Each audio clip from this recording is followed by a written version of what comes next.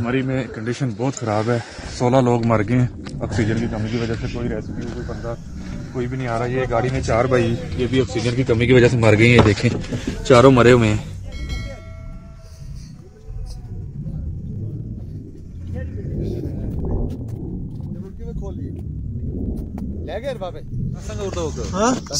अगर आप खड़े हो क्या हो गया?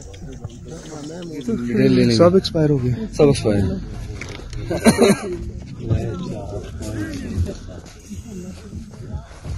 फेस दिखाना बंदे का यार, सब कुछ यार आप लोग प्लीज आप लोग आगे।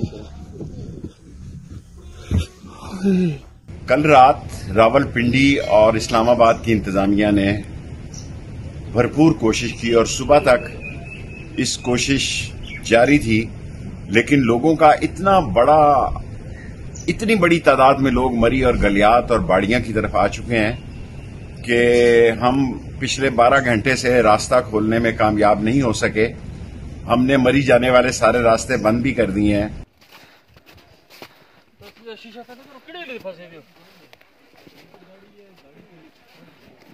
यासर भाई दो कम से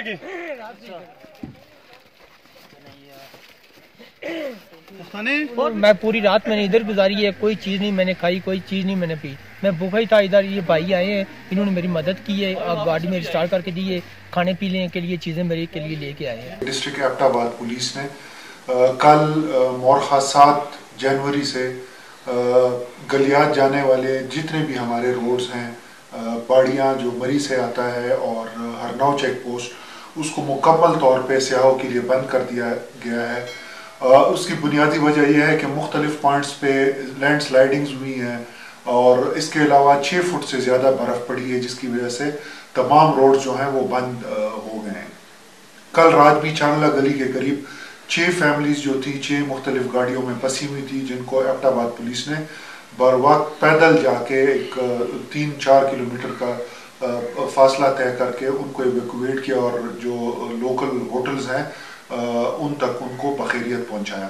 मेरी तमाम टूरिस्ट से गुजारिश है कि अपने जो भी प्लान्स हैं गलियात की तरफ आने के उनको काइंडली कैंसिल कर दें, क्योंकि आज भी एक्सपेक्टेड है स्नोफॉल, और जब तक स्नोफॉल है और लैंड स्लाइडिंग्स को रिमूव नहीं किया जाता, उनको क्लियर नहीं किया जाता, तो तमाम हमारे जो टूरिस्ट हजरात हैं उनसे रिक्वेस्ट है कि वो गलियात का रुख ना करें।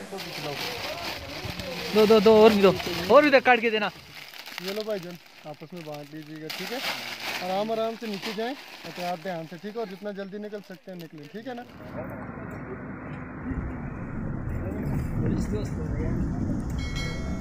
ओए